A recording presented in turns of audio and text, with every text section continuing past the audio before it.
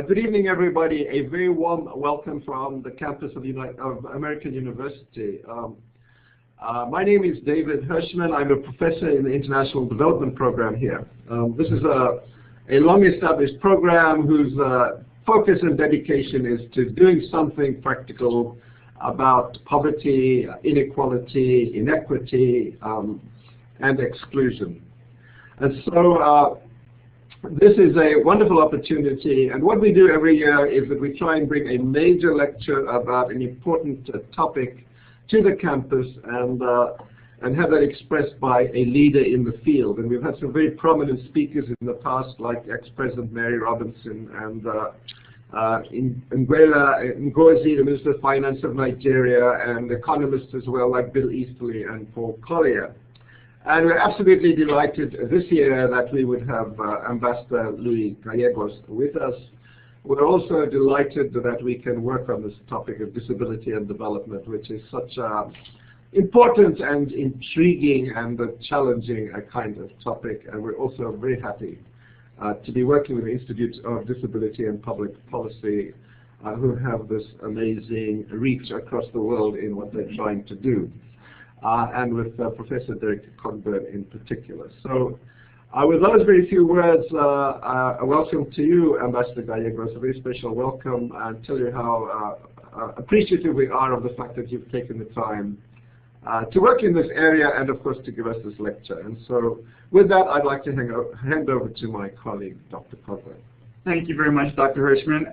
It is a real pleasure to be here and to be partnering with the International Development Program for this historic foray into using technology for a major lecture of this nature. And so I always like to applaud leaders who are willing to subject themselves to my technology and my approach that my colleagues and I are so comfortable with. But I appreciate anytime anybody's willing to take a foray into using these technologies, David. So thank you very much, and to your colleagues in the International Development Program.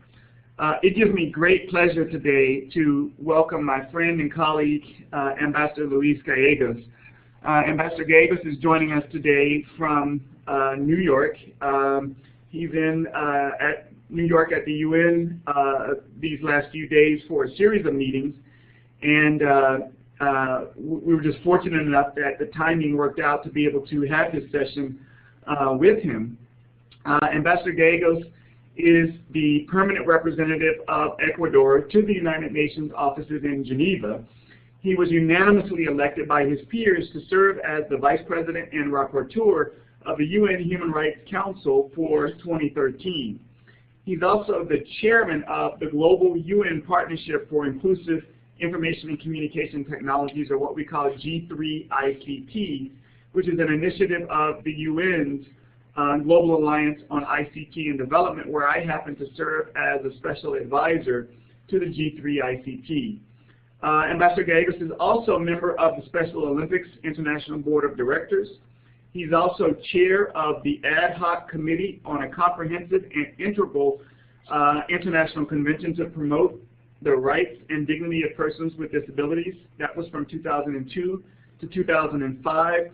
Which led to the creation of the first human rights treaty of the 21st century, the UN Convention on the Rights of Persons with Disabilities, and it's also seen as the fastest growing treaty in history.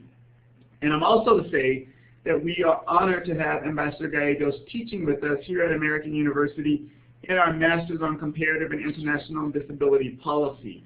Ambassador Gallegos teaches courses and skills institutes on the UN Convention on the Rights of Persons with Disabilities, and also on international negotiations for the rights of persons with disabilities. Ambassador Gallegos has been a stalwart of the Institute on Disability and Public Policy, serving on our advisory board, and the first cohort of students were honored to have Ambassador Gallegos with them for 2 weeks in Bangkok during our face-to-face residency, and many of those students continue to talk about how phenomenal that period was for them, and I know it was also a phenomenal experience for Ambassador Gallegos. So without further ado, I welcome my friend and colleague, Ambassador Luis Gallegos. Welcome, Luis. Thank you, Derek, and thank you, David, for this introduction. It's always a pleasure, um, I cannot say that it's not a challenge to go into topic so complex as development. I would like to begin by saying that this brief conversation we're going to have today looks at one of the most challenging aspects in foreign policy and world thematics because it has had an extraordinary evolution for more than 60 years. It expands beyond the creation of the United Nations, but fundamentally, the definition of development, if you may, has had an evolution since the primary concerns of people who simplified it by saying gross national product divided by population will give you a certain number, and that would be the level of standardizing or not standardizing or understanding who was developed or not. In my early days of this, more than 30 years ago, they had an example which I would like to refer to you, saying that two people on an island, one earns $999 and one earns $1, and the average would be 500, which was at the time the level apparently for defining if you were developed or not. Things have changed, and the definition in the development area of human development, especially a project taken up by UNDP and the United Nations to see what were the elements of development that you needed for a society to satisfy the components of its society in order for you to have adequate housing, adequate health, excellent education, your pluralistic societies with democratic values, and a whole range of other artifices gave a standard or an index on development, on human development. We still have a very long way to understanding and being able to say that, well, fundamentally what we are looking for is the betterment of societies in the world, the elimination of poverty, which undoubtedly is one of the most of the human rights that we are talking about. Poverty affects a whole range of rights. People that lose the perception of being able to realize their dreams is one of the most important aspects in a society. But also, poverty brings along elimination of values, in many cases violence, and you have in the world, amongst the realm of the state parties of the United Nations, countries that have been categorized as failed states in where not only violence but poverty affects them. When we're talking about something of this nature, we always talk about the thematics of development in different aspects. We are going to talk about disability and development as in the context of what you would have as the thematic of this conversation today. Let me only say that in these last almost 15 years, in the year 2000, the United Nations Millennium Declaration was agreed upon by the state members. None of us left that negotiation satisfied because the Millennium Declaration was the minimum standard that we were able to achieve by consensus, understanding consensus in the international terminology as the lack of active opposition, which means that fundamentally no one was in disagreement about this issue. But when you look at this issue, the Millennium Goals were really a minimum common denominator. In that opportunity, in the year 2000, the Millennium Declaration overlooked an opportunity to integrate the perspectives, rights, and concerns of persons with disabilities in development. And that was in the nature of the history that disability has had in the United Nations framework, because it only came into the radar of the major negotiators in the year 2002. I normally tell a story about my participation in this because I was ambassador in UN in Geneva in 1998, and a group of disability activists came to talk to me from different NGOs and asked me to be able to present a resolution in the framework of the Human Rights Commission on the issue of disability, to ask the Human Rights Office to study the possibility of the and the issues of the rights of persons with disabilities. That progressed, and as God would have it, I became ambassador in New York from Ecuador to the United Nations in New York, when a resolution was approved in the General Assembly to create an ad hoc group to study the possibility of having a convention on disability. The issue at hand when we were talking about the Millennium Development Goals is that at the present moment, this is one of the principal agenda items of the international community on knowing what will happen after 2015 and what new thematics should be integrated into the Millennium Declarations, what other subject matters. And of course, all of us are pressing hard that disability be amongst them, and to ensure that the international community strengthens its efforts and uses all its channels, both by civil society, the disability community, and the state parties that are going to go into this negotiation, to have disability and included in the aspects and process of self-development. The ongoing dialogue and consultations with renewed global efforts and advocacy through multi-stakeholder partnerships are presenting ideas and making proposals to the international community on the opportunities to ensure the explicit inclusion of disability in the development framework beyond 2015, and resulting in commitments that can be translatable into concrete actions.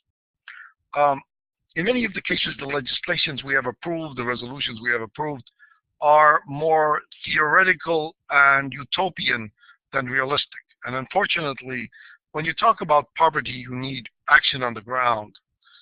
From these comfortable meeting rooms in New York and Geneva, you only have a broad vision of what is happening on the ground and how to solve the actual plight of millions and millions of people who are fighting for their lives in poverty in many parts of the world. Even in developed societies, because unfortunately we must add that poverty is not an issue only of underdeveloped societies or those that come from the South. And there is a tendency to look at countries that have become developed and that have a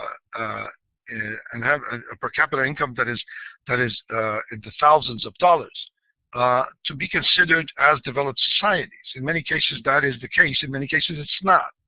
And as we see the crisis in the United States and in Europe, especially in Spain and Portugal and Italy and in Greece, we are seeing a reversal of the development of the developing world's goals into a lesser development, especially with affecting the social network of people, the retirees, the young people who can't find jobs. I was in Athens recently, and I've been to Greece a number of times talking to their leadership, because the cost of the social cost of the cuts that have been taken to rescue the banks has had an enormous negative effect on the people. You will have in Greece a lost generation of young people who cannot find jobs, who are highly educated, who are highly motivated.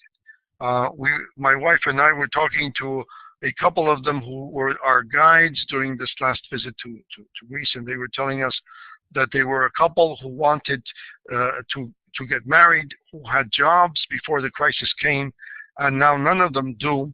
Both of them don't have jobs, and that they had gone back to live with their parents, and their parents were retired, and had received cuts of almost 40 to 50% of their retirements. When you see this, you have to go back to the issues of affecting the health systems and the social systems that were put in place as networks to solve or at least detain the effects of the hardships that these vulnerable groups have. When you talk about vulnerable groups, you are talking about, of course, women, as women are discriminated and segregated in many parts of the world, but they are not integrated into the workforce or into the mainstream with adequate and equal pay, with adequate conditions, and that undoubtedly is a discrimination and a segregation of women. Children, because children are harshly, are the ones who harshly pay the issues of poverty and incapability and non-development. You have minorities in whatever sense, being them indigenous or religious in many cases. There are countries who do not recognize even the citizenship of certain minorities, religious minorities in the case. And you have the confrontation and ethnic confrontation that is a rampage, not only in tribal Africa or in many cases in Africa, but also what you are seeing in Asia, when you have the conflict between Muslims and Buddhists, or when you have the conflict, the historical conflict that is taking place in the Middle East between Shiites and Sunnis. The effect conflict has on development is undoubtedly one of the most important complex issues that we are dealing with, because in the three legs of a stool of the United Nations philosophy, you undoubtedly have development, and you have human rights, and you have peace. These three components of what is the theoretical basis of an agenda of the world have to be looked at together. If you do not have peace, you may not have development or the respect of human rights. But in many cases, if you do not have human rights, you do not have peace, or you do not have development. The inequity David was talking about is one of the most complex issues in a society, where you have a group of people who have everything and a large segment of people who do not have anything. The middle class, the growth of the middle class in many of these countries is extremely important. The phenomenon we are having in the present world circumstances of countries like India and China, who are taking out of poverty hundreds of millions of people, are an example that it can be done.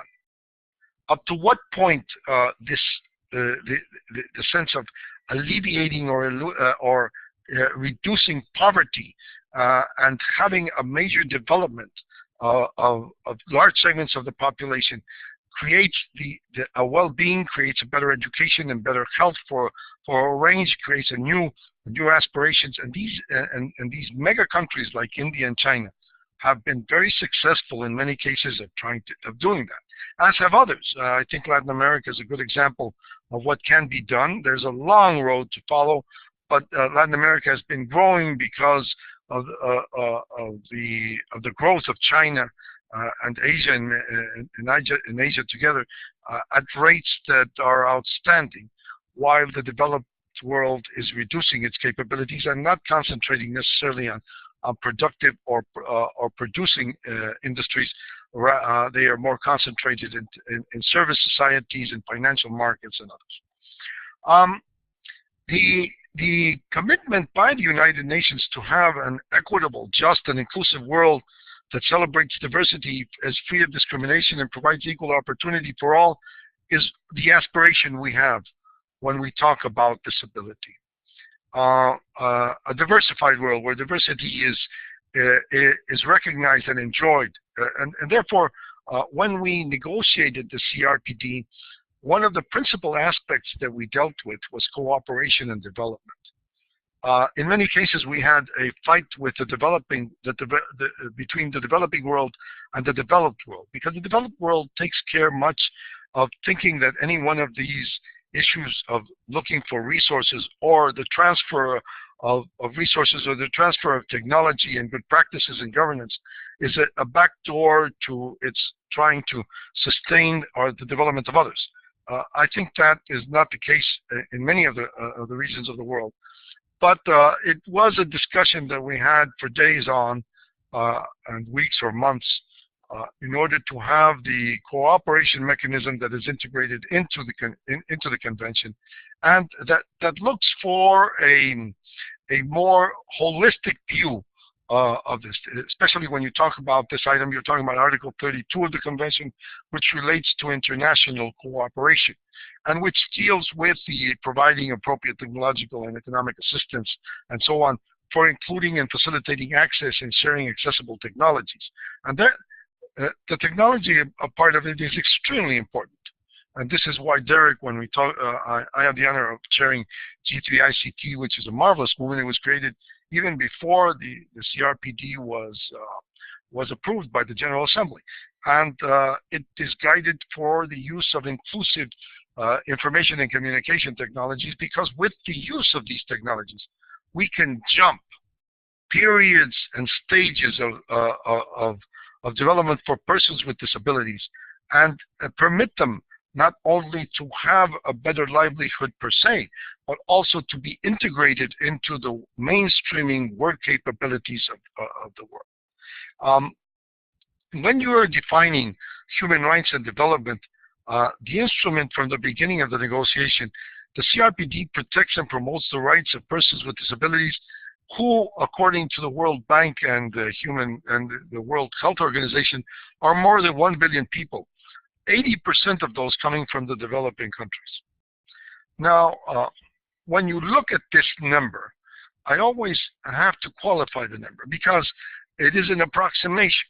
But the approximation is that disability is also a progressive issue. It is not that you recognize disability as you recognize gender discrimination. When you have the issue of women and you talk about gender discrimination, what you try to is equilibrate or equal the number of men and the number of women, and you have a benchmark there. When you talk about the rights of children, you're talking about age references that are under 18, and you're talking about a group of persons which you can adequately pinpoint. In the case of disabilities, because of the multiplicity of disabilities you have, and the multiplicity and of different types of disabilities, you also have to take into consideration aspects that deal with aging, because you are either born with a disability, you acquire it during your life by whatever circumstances. It could be by sickness, by accidents, by war, by underdevelopment, by malnutrition, by deterioration of climate, by migration to places. When you talk about migration to areas of sub-Sahara or conflict areas where you have, like the Darfurs, you certainly have the concept and the proved concept that persons with disabilities will suffer more because they are the relegated ones. When you have a climate disaster or a tsunami where you have climate deterioration, undoubtedly persons with disabilities are the ones who are more affected. But as you age, in the third segment, as you age, as the population is aging in developed societies, you will have more persons with disabilities. That is the nature of aging. So therefore, what you need is not only that the system of human rights that defends disability as one of the staunchest allies of defending the human rights of persons with disabilities, take into consideration that it is a universal segment. It is not the only issue that you look at the person with a disability, be it visible or be it intellectual. You look at a visibility as a person who can have a disability when he ages. And then you're talking about billions of people. And you're talking about the possibility that billions of people be disabled. So when you talk about this issue, even in developed society, when you reach aging, when you are disabled, you have less capabilities of earning. You have less capabilities of education. You have less capabilities of integrating the workforce. And therefore, you have a poverty level in these groups, which is a major concern to the policymakers and governments.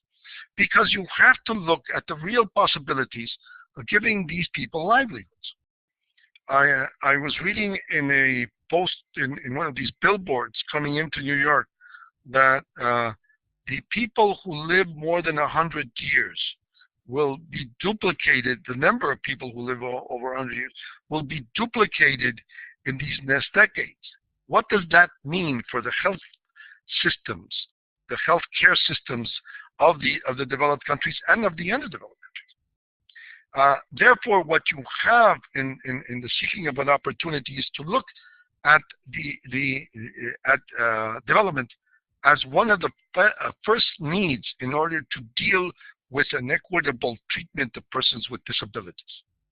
The CRPD obviously codifies principles and norms from a disability perspective to ensure that the persons with disabilities enjoy human rights as others. In this framework, it was developed through a more of a social networking than a human rights perspective.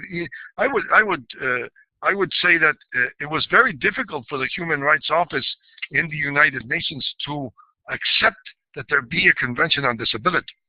We really had to push it because disability was supposed to be integrated into the conventions on civil and political, on economic, social, and cultural rights, on non-discrimination, which were conventions that were already in place. Now, I'm in New York going through the issues of treaty bodies.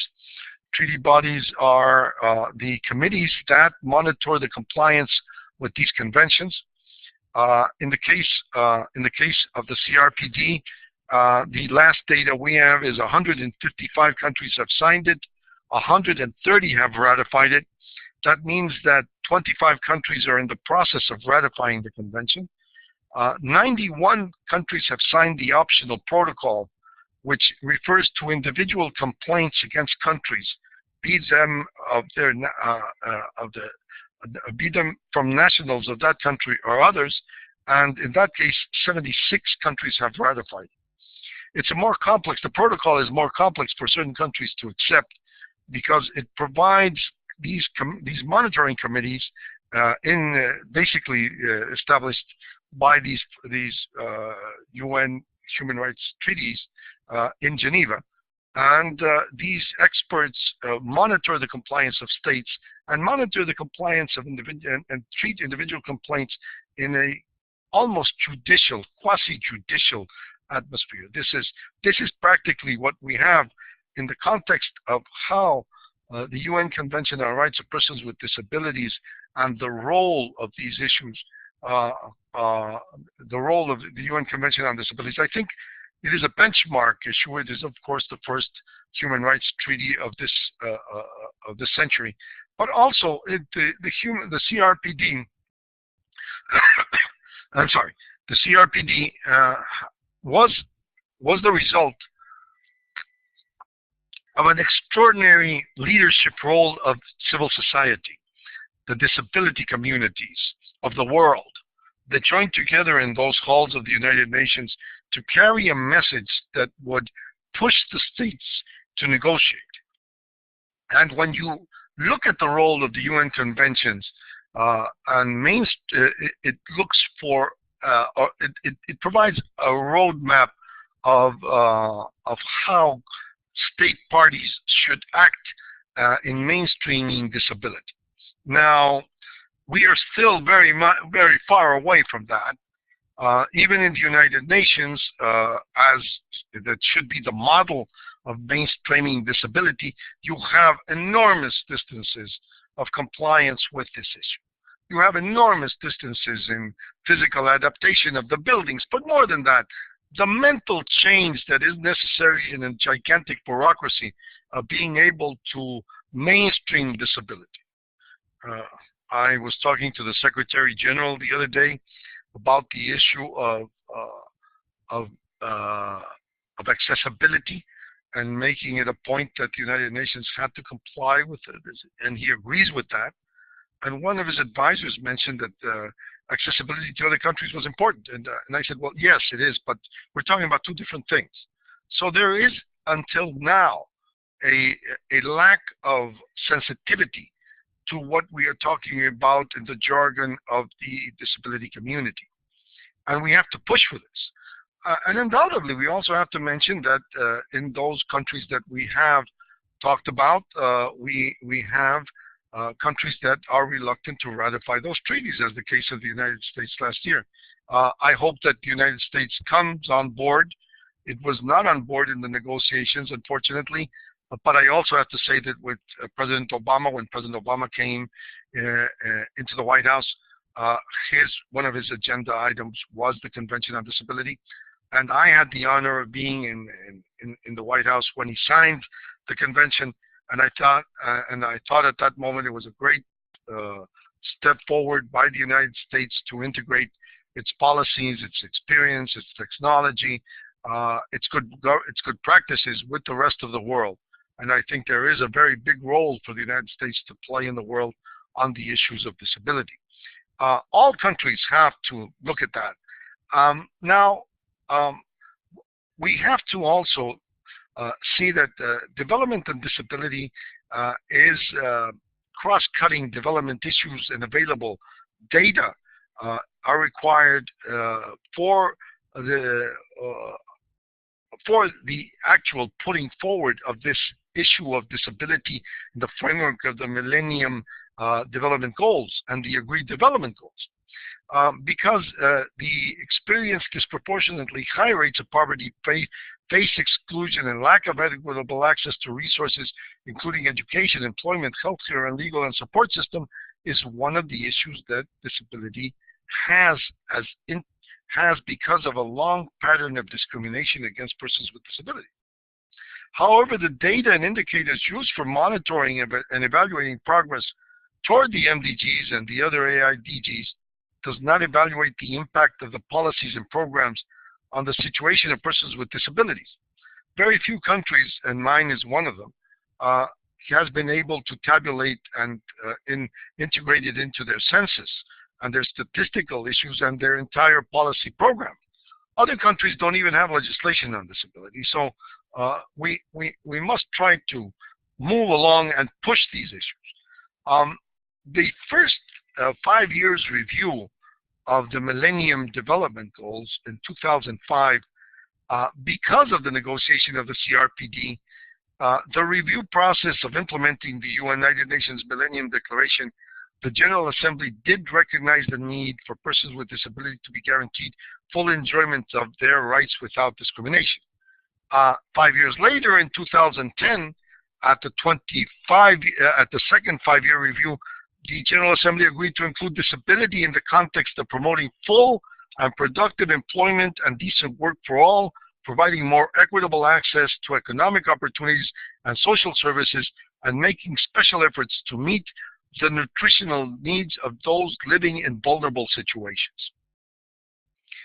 In recent years, the General Assembly has further articulated in a series of resolutions that it is impossible to generally achieve international agreed development goals, including the Millennium Development Goals, without the exclusion and integration of rights, well-being, and the perspective of persons with disabilities in development efforts at the national, regional, and international levels. That means fundamentally that we have been able to put forward the issue of disability in the front line of the discussion. But we must persist, because the negotiations we will have in these next 24 months, in 2015, the Millennium Goals will be probably negotiated in the General Assembly in September by the chiefs of government and states. So what we have is approximately 24 plus months to work on integrating this issue. From my knowledge of the situation, everybody wants to put forward something in these new development goals.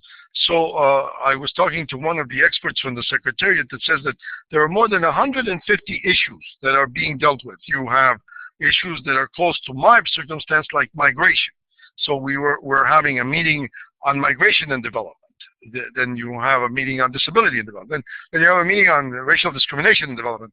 So development as a key word has to have a framework that goes beyond the Millennium Development Goals and looks at the perception exactly of what the perspective of how we are going to achieve this development and what it means.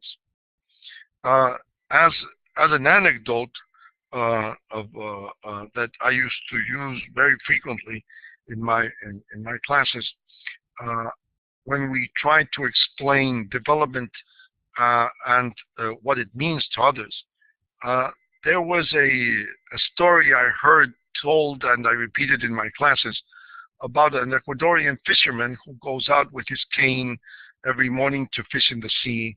And probably it's taken from many other experiences, but fundamentally it's a repetition of a concept that goes along these lines. He goes out and fishes in the sea and with his cane and fishes 1 or 2 fish a day. And an expert, an Ecuadorian expert, a Russian expert, an American expert, a European expert, or whomever, comes up to him and says, "What do you do every day?" And he says, "Well, I fish. I come here and I fish 1 or 2 a day, which is enough to feed my family, and that's what I do. And then I go back to my house because I fished 1 or 2 a day." And he says, "Well, no, that's not the way it's done. This is, you have international labor standards, and you have efficiencies, and you have to have these efficiencies and effective competitive marketing systems. So what you should do, we'll give you a net, and you'll fish every day, and you'll get more fish, and then you'll be able to sell it to your neighbors." And he said, "Well, all my neighbors in this village do the same." Well, he said, once you feed them, they will do other activities, and they will give you other things in exchange for the fish. So you will create a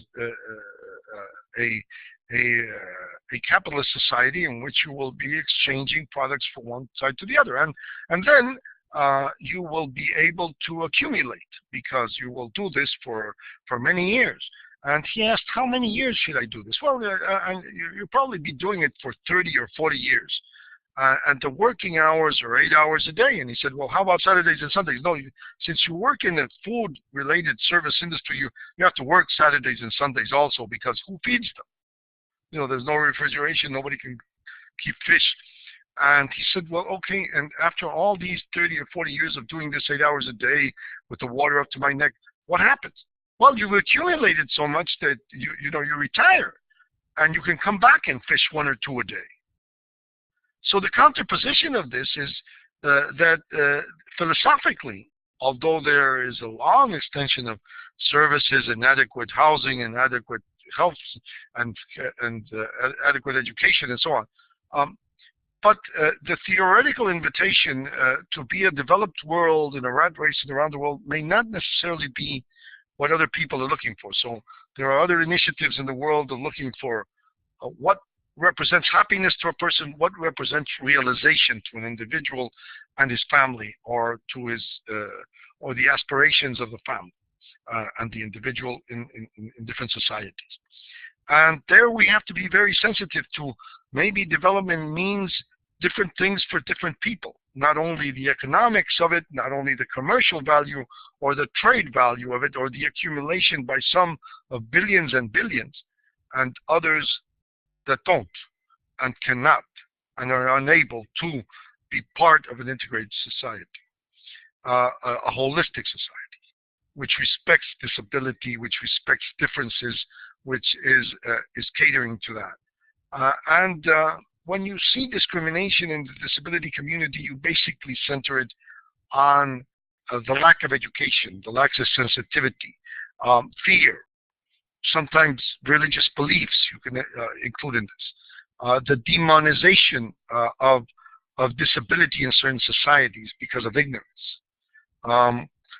And all these issues have to be dealt with in the context of education, in the context of better livelihoods, in the context of giving persons with disabilities a chance to be able to work, to be able to foster an autonomy, to be able to be integrated into the workforce, into the educational systems, into the political systems of the society. What the CRPD is really proposing when you look at an instrument of human rights is a revolutionary proposal. I hesitate to use revolutionary in the context of the jargon of the United States because Americans don't like the term revolutionary. It's for the independence movement, but for a change in societies, a change in how you can change societies, which is fundamentally what we are trying to do here. We're trying to have individuals look at themselves in a mirror and see why they discriminate and how they discriminate. And how they discriminate against other individuals because of color, sex, because of education, because of disability, or whatever. Going back to the issue of development, development does not happen because of an increase of income by individuals or countries in the division of population. It comes with a transfer of capabilities, of efficiencies, of work. But it also comes in the sense of planning. It comes of good governance, of adequate budgetary allocations. It comes by paying taxes. It comes about by creating the infrastructure you need, the roads, the schools, the hospitals, but you also to create the productive sector that can give the work for the next generations, and an excellent educational system that will provide them to be able to compete in a world market.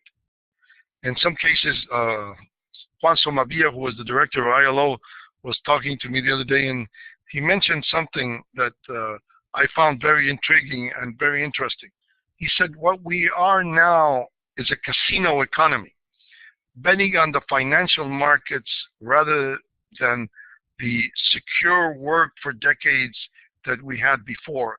So there is a crisis in the middle class, a crisis of security for individuals, men and women, who are integrating a workforce that can be given a pink slip the next day, whose way of life is changed because of an economic decision in somewhere else, because of an integrated company into another, or for whatever reason. That security of work, that security of livelihood, also impacts on the issues of development. When you have a system of work that gives the privileges to the worker, that gives the possibility to have an adequate work with decent salaries and a decent retirement, or I use the word decent, which is the Spanish translation for adequate more than anything else. But of course, disability is also an issue that is being discussed not only on a national level, regional level, and world level. And what we are trying to do, and this is the work we have cut out for ourselves, is to strengthen and apply the international normative framework on disability, promoting accessibility and inclusive and sustainable development, addressing gaps in the capacity building, and addressing the situation of persons with disabilities through inclusive monitoring and evaluation frameworks. You have to measure this. And when you have to measure it, you have to identify and promote good practices and policy programs to mainstream the inclusion of persons with disability in all aspects of society. The latest issues in disability and development. The year 2013 is singular and historical moment for the inclusion of persons with disabilities in development. Beyond 2015, there are two important preparatory and parallel processes to this end. One, the Conference of State Parties, the Co-op 6, to the Convention on Rights of Persons with Disabilities from the 17th and 19th of July. And second, in the high-level meeting on disability and development on the 23rd of September of 2013. The main theme of the sixth session is ensuring adequate standard of living, empowerment, and participation of persons with disabilities within the framework of the CRPD. And the sub-themes include economic empowerment through inclusion, social protection, and poverty reduction strategies. 2, disability inclusive development in national, regional, and international processes, and 3, community-based rehabilitation and habilitation for the inclusive society. The high-level disability and development meeting will take place at the level of heads of state at the United Nations headquarters in New York under the theme "The Way Forward: A Disability Inclusive Development Agenda Toward 2015 and Beyond." This historical meeting is an opportunity to take concrete steps for the inclusion of disability in all development processes and subsequently the post-2015 development framework. There are regional consultations planned for this event. United Nations online consultations using the World We Want platform are already taking place under the theme Online Consultations for Disability Inclusive Development Agenda to 2015 and Beyond.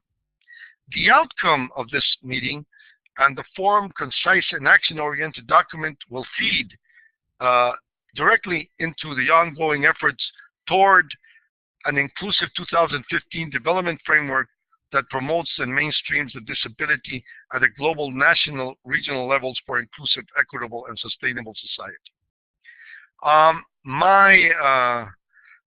My impression fundamentally is that we are trying in the international community to do this, but it's still very much a bureaucratic process. It's still very much a negotiation that will take place between the state parties of the convention in one case and the United Nations membership on the other. But I do think that it is fundamental to have the disability community integrated into the process, as we've had when we were negotiating the CRPD.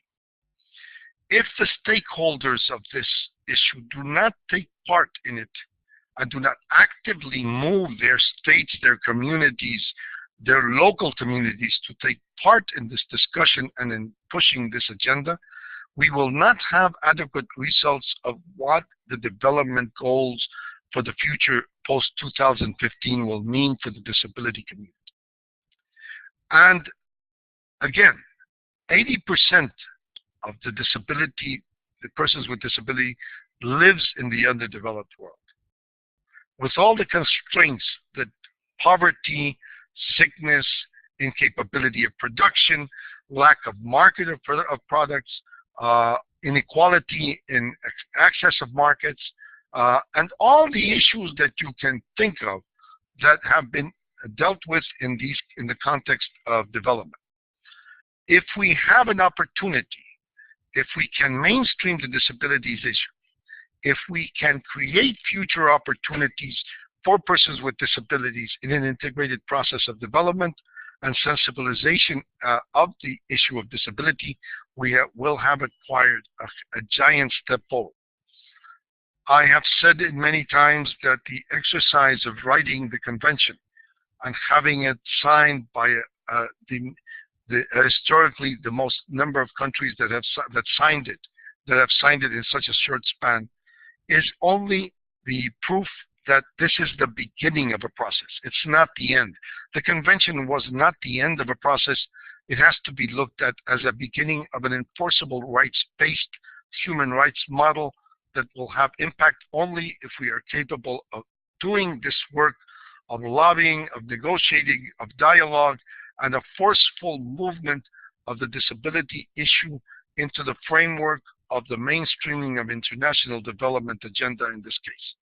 And I hope that God gives us the capacity, the intelligence, and the persistence to obtain that for the benefit of all, not only persons with disabilities, but all of the international community and all persons. For when you have the opportunity of integrating persons into the mainstream of societies from whatever realm, you are achieving the goal of an equitable society, a holistic society, and that, my friends, is the basis of the whole purpose of this exercise that we are talking about. Obtaining justice for all, equity for all, and eliminating the inequality that lives in the world. I think that the purpose of what we have in this brief discussion today is to create the synthesis of how we will act in concrete actions to move this agenda forward. I will stop here. I think it's 11 seconds more of class. So I am in your hands, Derek and David. Thank you so much, Ambassador Gallegos. That was absolutely fantastic. So I'm going to give you our traditional virtual applause and physical applause. Thank you very much. That was an inspiring and motivating tour de force of the relationship between disability and development. So we are delighted that you've been able to do this with us. We do have questions, and if you don't mind, David and I will alternate with the questions, and I will go first, if that's okay with you. Yes, sir. So the first question comes from Sarah Ellison. She's a current MA student in International Development. She's an MA candidate here at AU at SIS. And Sarah asked, within the disability community, the idea of a hierarchy of impairments is often a divisive aspect of the global movement. For example, whether those who are blind or are worse off than those who are deaf, and etc. So this kind of competition that some people may try to, in some cases, maybe impose on the disability community, but is that a part of the disability community, this idea that some may be worse off than others? And the competition for resources amongst people who are differently able can be fierce. Is it possible, she asked, to have a more united disabilities movement? So there's an assumption there that the disability movement needs to be more united. And she said, is it possible to do that?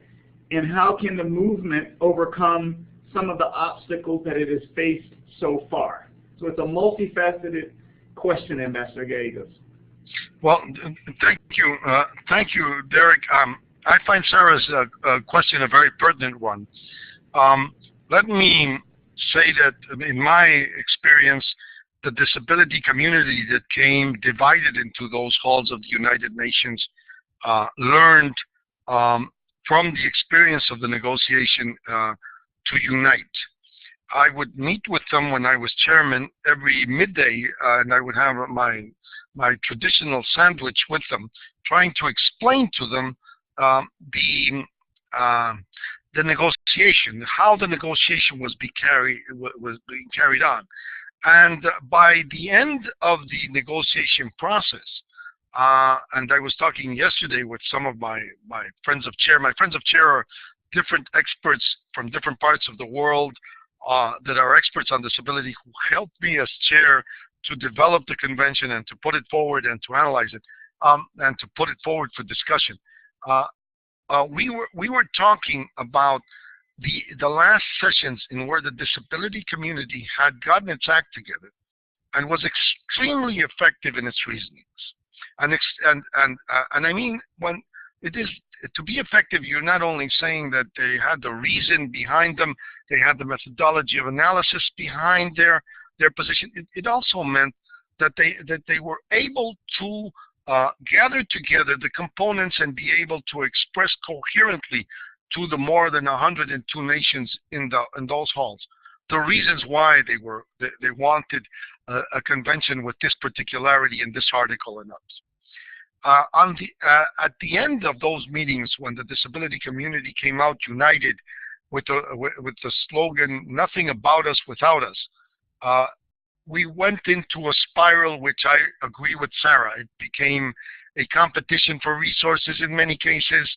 The associations of the disability community began to forcefully compete with each other. I do think that there should be more of a unity on it, understanding the diversity of it. Let me also say that I understand that there's a competition between those that are blind and those that are deaf, and that there should be a hierarchy according to them. I find in my experience that there are two major groupings that have to be in the realm of disability, to oversimplify really.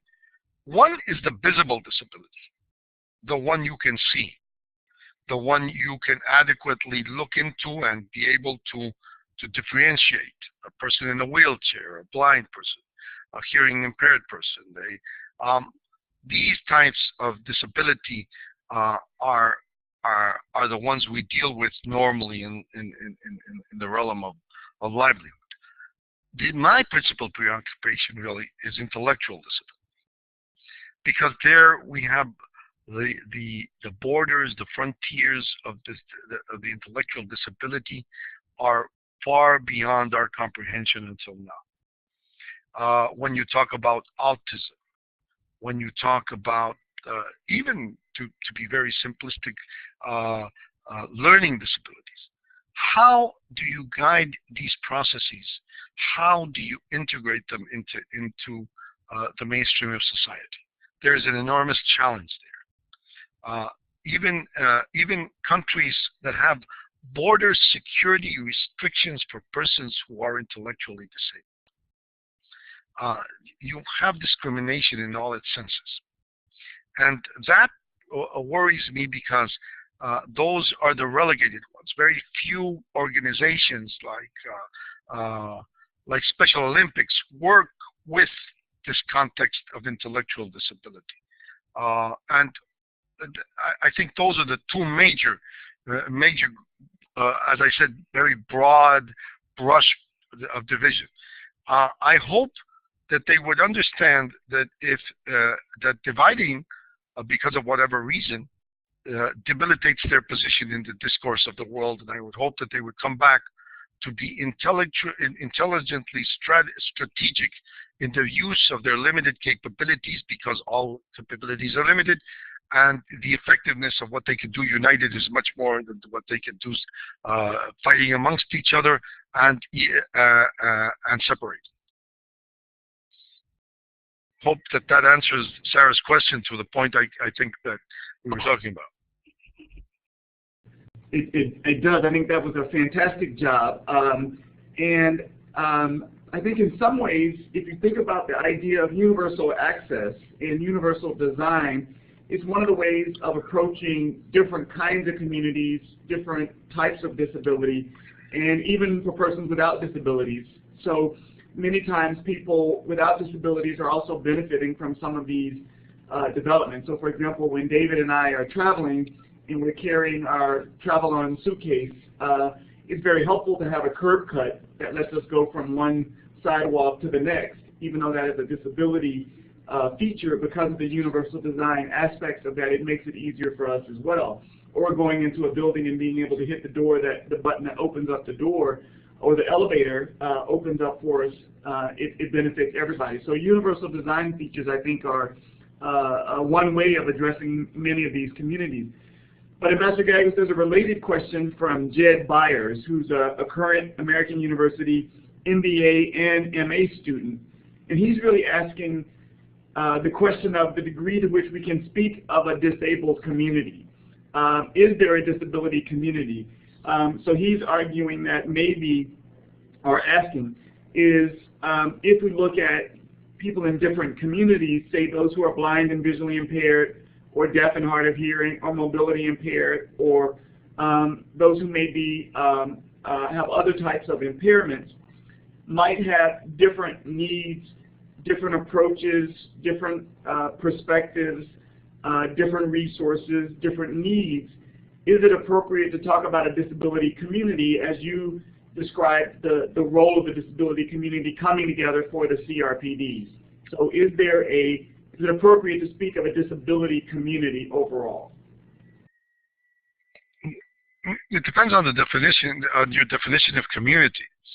I think that there are a huge range of disability, and if you really get into the technical aspects, you have degrees of disability in each one of them. If you're talking about a person that is blind, a person that is not totally blind, so you could probably have the medical model used to try to grade these things. When we moved away from the medical model into a human rights-based models, we began to talk about the human component. the human component as the essence of the respect for human beings, the essence of humanity.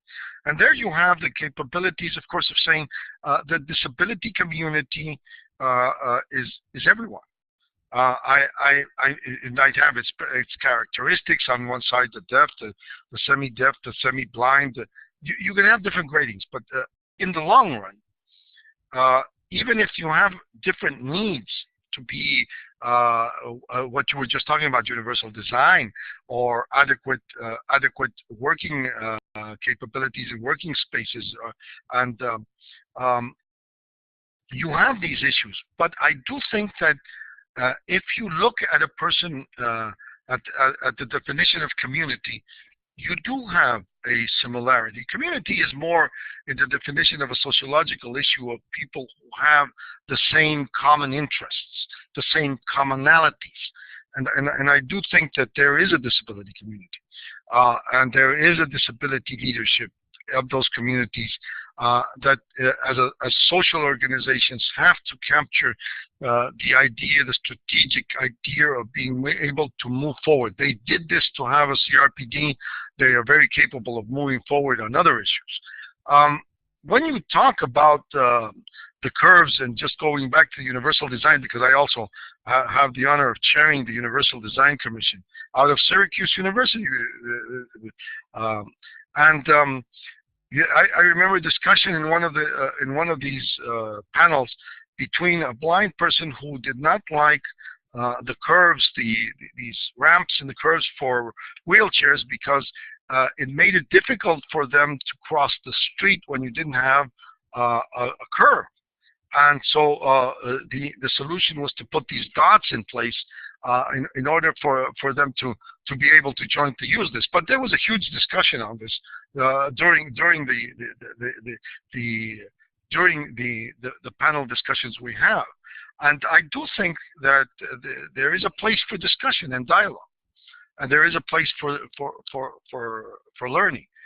I would very humbly say that persons like me, who are fundamentally negotiators, I am a diplomat, an Ecuadorian diplomat, who for different circumstances have been able to negotiate. I am a facilitator for trying to put people together in the same page and being able to obtain consensus. If we can do that adequately, I think it's a challenge, but there is a real possibility to it. I am not an expert on disability. The person who is an expert on disability is the person who is disabled, and that is very humbly what we should do. We should ask these people, what are the principal concerns and what are the principal issues they have when we talk about disability, in order for them to guide the process. And we who are the volunteers of the movement, be able to assist them, to be able to advise them, and be able to work with them, but the cause is theirs. And so that's where I find the value of the disability community. It's theirs, and it should be theirs, because we can give it a sophisticated explanation, but we do not know the profound effects different types of disabilities have on individuals, on persons with disabilities, and I think we should be very respectful of that. Sure. No, you're absolutely right. So our next question is about your beloved Ecuador. So David. Thank you for these helpful discussions and answers. The next question comes from a professor at American University, Peter Ridvers-Lee, who works in Ecuador. And he makes a comment, really, and it would be interesting to get your observation. He says, for the last 9 years, I have worked in San Lorenzo and El Rey Alfaro cantons in Esmeraldas, Ecuador. My last 2 visits, I've noticed more and more disabled children in the villages where I worked. I asked a field worker who also works with the families of the disabled, was this because of large agribusinesses? His answer was no. The disabled have always been there, he said. They were just hidden. Ecuador's new policy is geared towards the disabled, he said, had this effect. The disabled were no longer people to be ashamed of or afraid of.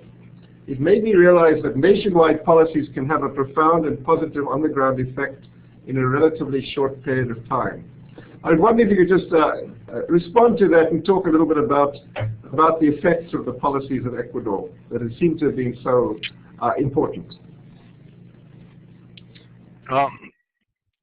Thank you, David. Well, I think because disability has different connotations in societies. In Ecuador, there are all the examples of discrimination, segregation, ignorance in relation to disability.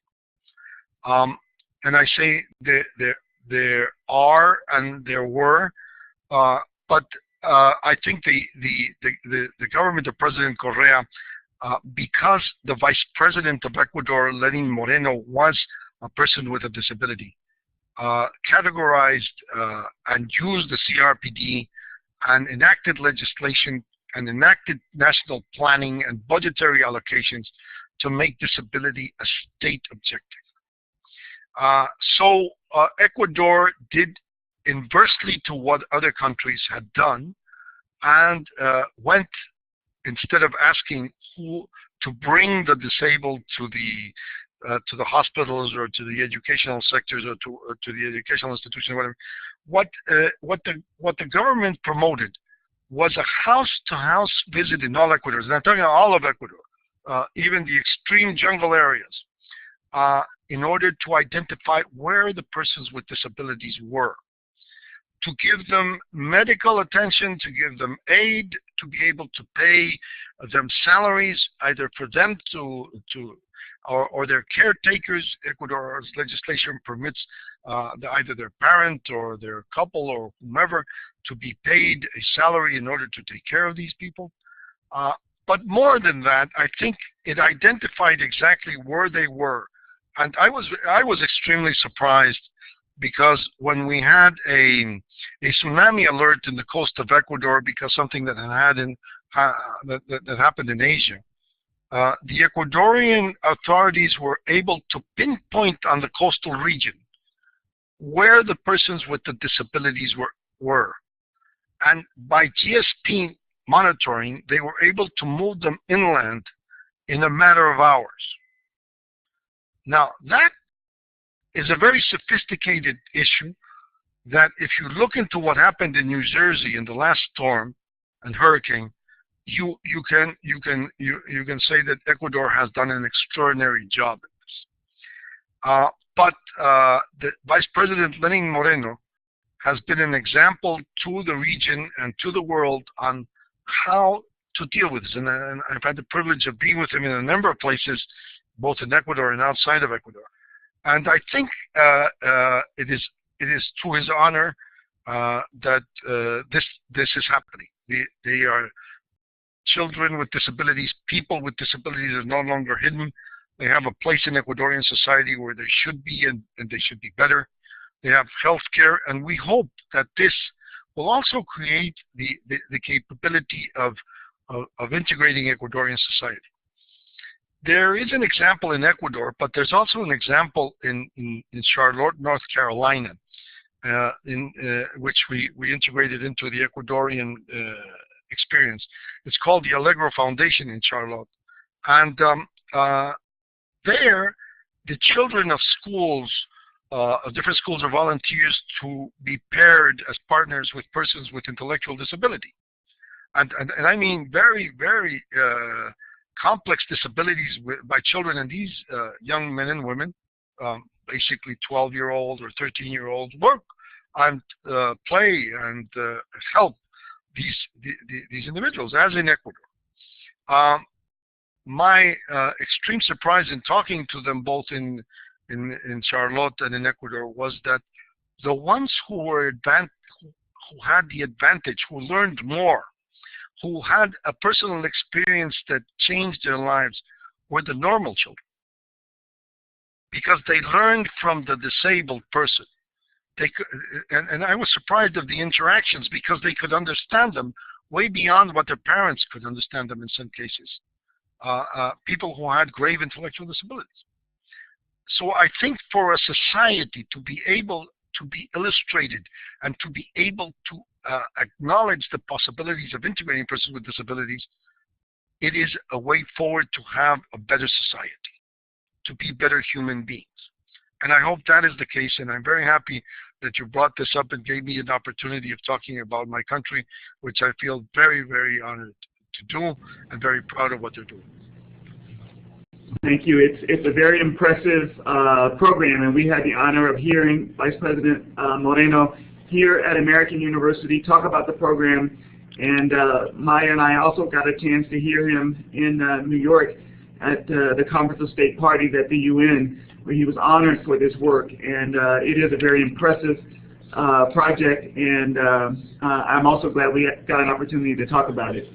We had another question from Sarah Custer, who's a current student at American University, and I think that, Ambassador Gallegos, you've already answered this question. She talked about how the international development community is making progress in addressing the rights of persons with physical disabilities, but she said that mental disabilities continue to fall through the cracks, and you talked about how that was an important area for you as well, and she asked how can we begin to tackle this, but I think you probably already addressed this, so why don't we turn to David, who has another question from a student and staff person.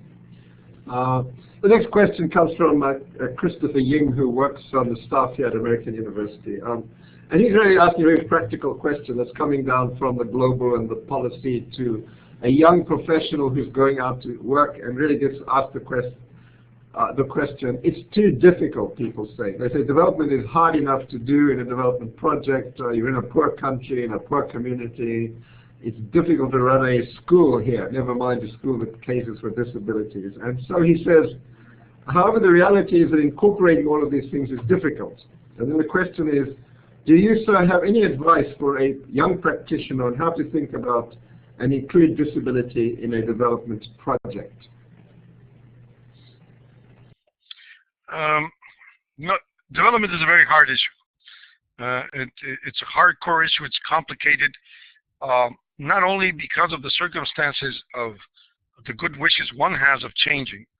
I remember that when we were younger, when I was young, we were taken to the Indian communities, and we would work in these Indian communities because I belonged to the school of thought that you have to be a volunteer in working with communities of this type, of Indian communities or rural communities.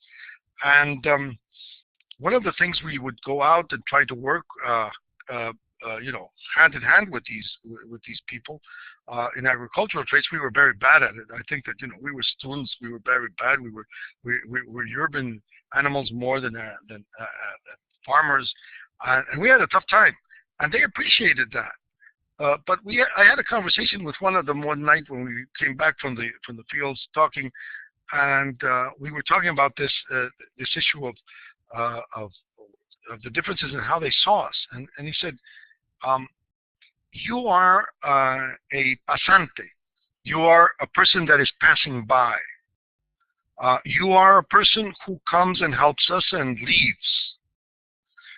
Your life is another one. And you will never be part of my society because you are not a member of my social group, of my society, of my village. And that has also had an impact on development, because the good wishes, the theoretical utopian capabilities, how to convert a society into Switzerland, how to make it to Norway, how to have hospitals like in Germany, may not be the answer. The question is how these societies can grow to be self-sustained by themselves. And one of the issues that is integrated into these communities is that when there were no governments to aid them, they were on their own, and they had the capabilities of sustaining their livelihoods and aiding the poor and aiding the sick and aiding the disabled. So I think that we should learn very humbly from the community values the rural societies in Ecuador had and in other parts of the world, in order for us to look into development. It's a very hardcore issue, because you cannot do it on, you know, I have a month to go down, I have 6 months, I'll work there for a year, and I'm going to change the town, the village, the community, and I'm going to go back to my work in the developed world. I do think that the transfer of knowledge, the transfer of experience, the integrated practices of good governance, of adequate accounting, of being able to motivate. And I will stop at motivation just to say one point. If you do not have leaders, and if those leaders are not convinced and can move those societies forward, like in the case of Lenin Moreno and Rafael Correa, you will not be able to change the structures that are ingrained in tradition and are ingrained in the repetition of acts. So this is why development is an extraordinary change of the human experience. And I hope it's a growth, an individual growth issue, more than an economic consumer issue of buying flat televisions and Jeeps. It has to be more than that. And I would validate the question David asked, that there is a place in the world for young professionals to work on development, but also to learn from development and to learn for those communities. That those people in different parts of the world are persons with dignity, with smiles, with happiness that sometimes you don't find in the developed world. Thank you, Ambassador Gallegos. And our last question takes us in a slightly different direction. It comes from an alumna of the International Development Program, and her name is Karen Saba, and she's a practicing professional in the field. And her question is quite long, so I'm going to read some of it and paraphrase some of it. But the gist of the question is that she's arguing that the new UN Convention on the Rights of Persons with Disabilities gives an opportunity and a space to have discussions about what policies institutions need to develop in order to adapt and comply with the CRPD regulations. But she says that this is all rhetoric.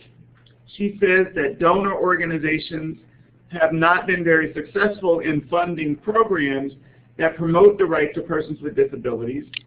She argues that donor agencies and NGOs lack the technical assistance to effectively implement successful, inclusive development programs. She argues that donor organizations and their partners have failed to hire persons with disabilities in key program management positions to promote these policies. Later, she talks about the same mantra that you pointed to, Ambassador Gallegos, that came out of the CRPD negotiations, the idea of nothing about us without us. So she argues that this is especially true when it comes to field work, and in particular in areas of conflict and in crisis zones where the number of persons with disabilities is high, but due to security and safety concerns, relief organizations have been reluctant to hire experts with disabilities and develop these inclusive programs. The exclusion of engaging experts with disabilities in aid programs is a major impediment for the implementation of the convention. What can we do to encourage relief organizations to make use of knowledge, skills, and abilities of persons with disabilities so that the motto of nothing about us without us is a practiced policy rather than empty rhetoric?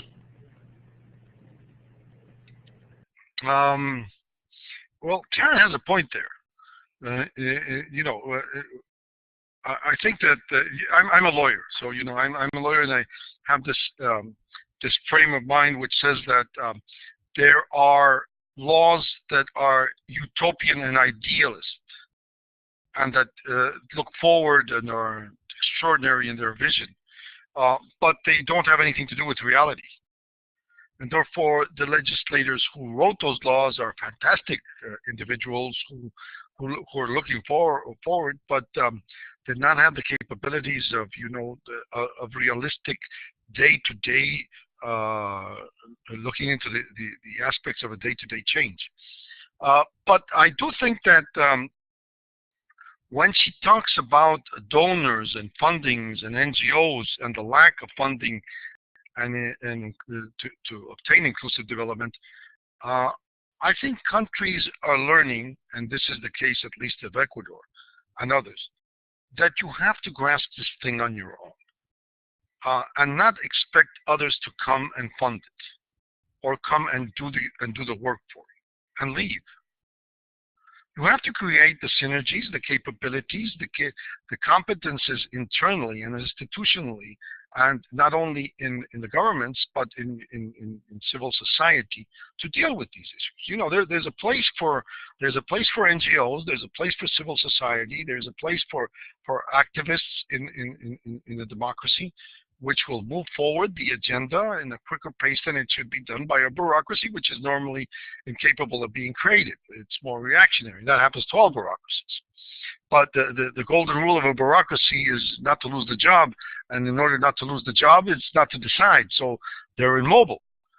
When you look into the cases of employment, I think I would answer her with the master's degree that we are working with under your guidance, Derek.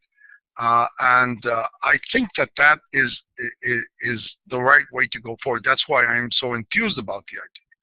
Because if you can educate persons with disabilities to have the capabilities of guiding the process, of being able to negotiate with their peers, being able to negotiate with their governments, to establish policies and to get the budgets necessary to do this, it is workable.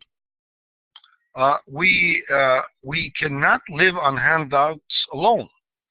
We have to be able to do it on our own capabilities in order to have sustainable development.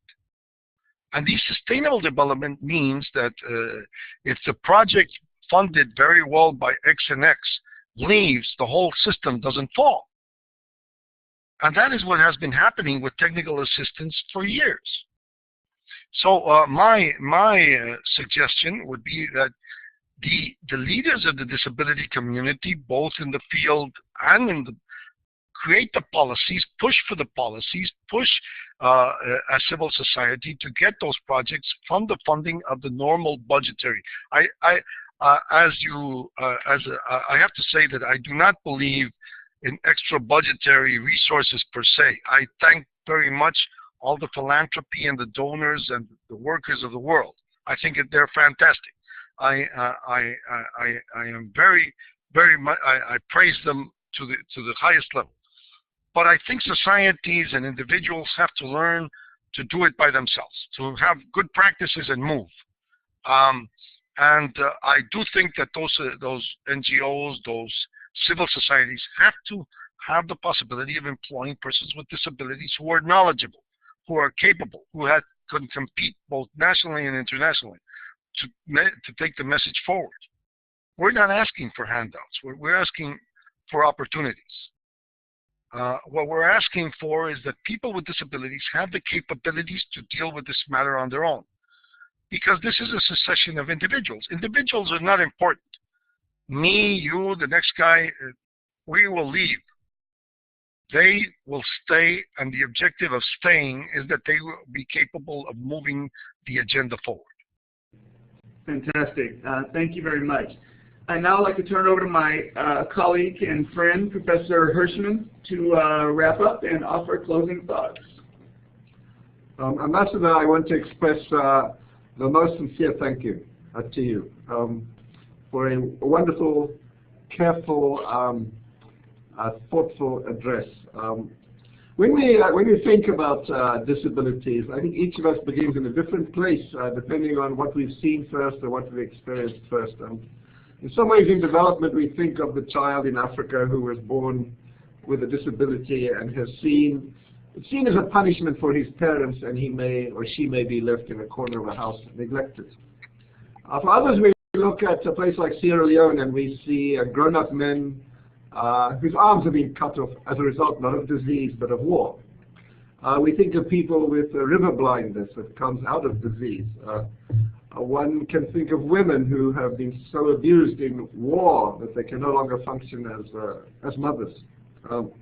One can go into car crashes that disable people in societies, and then, as you've talked about, we can go on to intellectual disability and mental disability. It's a huge and a complex field. And then if you start relating it and integrating it with poverty and justice and gender and all of these other issues, it is indeed complicated. And I think you've taken a great deal of care to bring these issues and examples together at from a local level right up to a regional level and then to a global level, and given us an insight in what I think particularly can be done by leaders and negotiators, of which you are a remarkable, positive and constructive example. So you've given us a lesson tonight in ideals and idealism, but you've also been extremely practical and extremely realistic.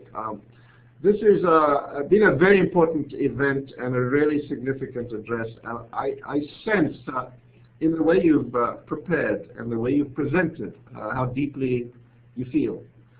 You've shared your experience, you've shared your wisdom, you've shared your ideas, and and I'm talking about the small group in this little room, and I are deeply grateful. I want to just say again how good it has been to work with you, Derek, Dr. Cochran, and with the Institute, and the staff here have been absolutely wonderful in making all this happen. And again, I'm speaking on behalf of an audience I can't see, but I know is there. And I know how appreciative they're going to be next week when this all goes online and the link goes live. And on their behalf, I want to say to you, and on our behalf and on the university's behalf, a very sincere thank you. We are indebted to you deeply. Thank you. Thank you very much, David. Thank you very much for those extraordinary statements that honor me, and I think that we are both, and Derek and Maya and Brian, who have been with us in this event and helping me put together this conference, are all the people who are motivated on the issue of promoting the respect for the human and protection of the human rights of persons with disabilities. I think the cause of disability is one that we must all work for. And as we move forward, I think American University, and especially the Institute of Public Policy, is doing an extraordinary contribution, and it is an example. I have never failed to see the admiration in the faces of people of all levels of society and leadership in the world and where I work in the international community that are not fantastically impressed by what you are doing in this extraordinary era of the internet for a social cause, for a cause of disability that is remarkable and that will have and leave its imprint in the world. So I congratulate you and thank you for the honor of being able to be with you this afternoon. It's been a pleasure. You've been very generous with your time. Thank you as usual, and we look forward to seeing you again soon. And again, just a second thanks to Maya and Brian for all of their hard work in getting this set up. And also I'd like to thank our captioner, Tiffany, who does a fantastic job and has been providing some wonderful captions. I did notice you just captured that you said this was a horrendous event, but I know that that's not what you meant.